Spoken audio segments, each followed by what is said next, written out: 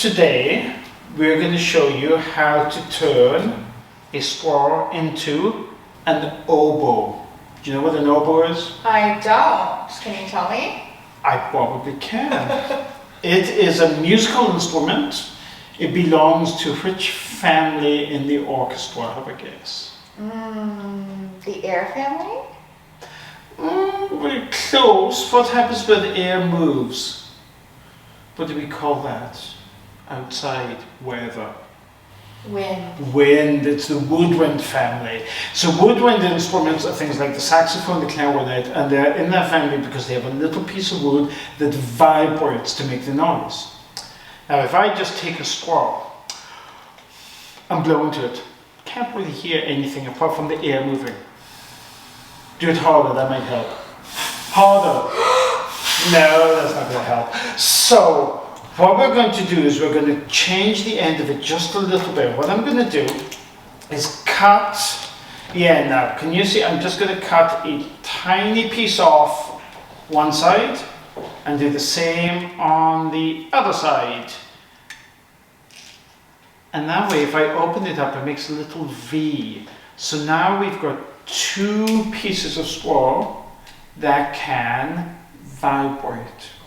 Just like that. So, what we're going to do now, and the reason we call this a straw oboe and not a straw clarinet is because an oboe has two pieces of wood. It's one of the only woodwind instruments that has two reeds in it.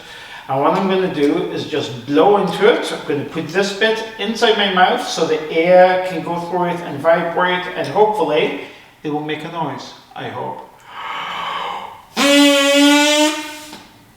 Just like that. And that's not me making a noise. It's not like a kazoo where you actually hum into it. This is just the two bits at the end vibrating quickly. Okay, let's test yours out, see if it works. That's a good healthy noise there. So, now, when air is moving like this, if we can increase the speed the air moves, it's going to make things vibrate faster. And what do you think that's going to do to the sound? Is it going to get higher or lower? I think it's going to get higher. You've got a 50% chance of getting this. So what I'm going to do is I'm just going to cut this in half. And now that I've cut it in half, the air can move through the straw much faster. Let's see what happens. So you're worried it gets higher. Cut off.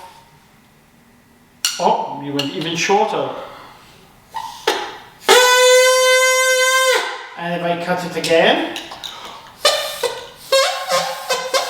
well, it's kind of making a noise. Let's try that again.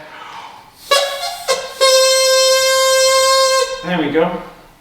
I'm going to try cutting mine shorter than yours. Okay, we're having a contest now. That's okay. Don't laugh. Okay, you're winning that. Let's go. Don't make me laugh when I swallow it. I make it even shorter. I think you're going to swallow it. I know, there's a chance.